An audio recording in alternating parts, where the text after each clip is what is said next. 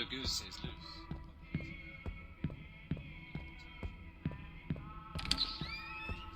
The fish decided to tackle.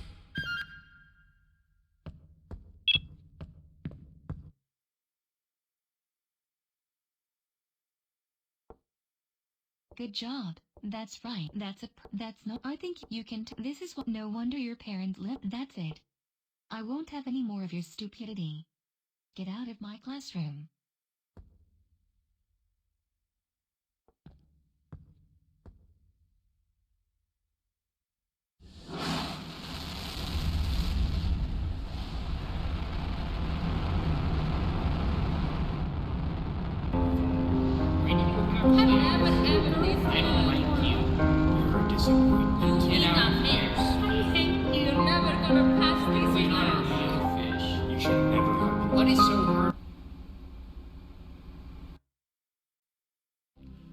Chapter 3. The Sunfish Festival.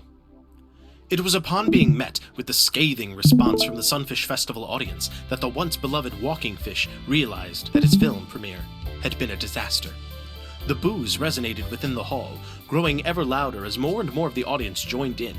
Members of the audience cried out accusations of murder and assault, acts which had been graphically displayed as being done by the walking fish in his autobiographical film. The walking fish could not take it anymore, so he rushed out of the theater and out into the blistering heat of the desert. In a panic, he picked a direction and started running. And run he did, for as long as he could. After having only walked his entire life, the fish found some sort of solace in running. The sound of his swiftly moving fish feet hitting the warm sands was like music to his fish ears. He had escaped his problems. For now. After hours of non-stop running, the fish's legs had worn out. He was practically dragging them along the ground in order to keep moving, but it was to no avail. He took one final step and tumbled down to the ground. Tired, hungry, and dehydrated, he fell into a deep, deep sleep. A sleep that could have easily been his last. The sun was setting over the desert, and the freezing night was coming in. The fish was still asleep on the ground, and there was no telling if he would ever wake up. At least, not until someone, or something, grabbed his legs.